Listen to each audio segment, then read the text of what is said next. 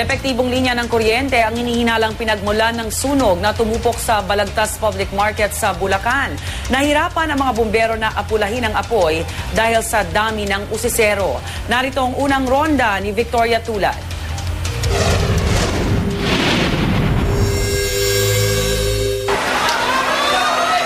Halos 75% ng Balagtas Public Market ang nilamon ng apoy pasado alas 2 ng hapon kahapon. Sa lakas ng apoy, agad itinaas sa Task Force Alpha ang alarma. 60 truck ng bumbero ang rumisponde pero nahirapan daw silang apulahin ang sunog dahil na rin sa rami ng nakikiusyoso. Ayon sa Bulacan Provincial Fire Marshal, isa sa mga posibleng pinagmulan ng apoy ang depektibo umanong linya ng kuryente. Sabi ng mga testigo na kapaligid doon, nagkaroon ng pagputok, ipinalalagay na kuryente, no? Sa loob ng money changer. Mabilis daw kumalat ang apoy dahil mga stall ng tela at damit ang katabi ng money changer. Nasunog din ang meat section ng palengke. Ang mga tindera nagmamadaling isinalba ang kanilang mga paninda.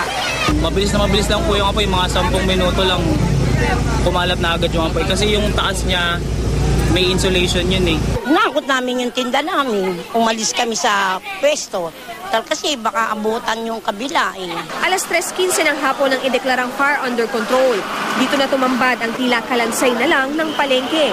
Ang sasakyang ito, hindi na rin nailigtas.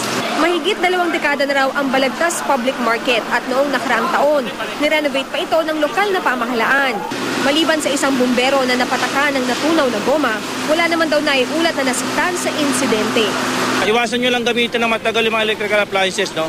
Kailangan papagpahingan nyo ninyo yan, no? Iwasan nyo overloading, iwasan nyo short circuit, no?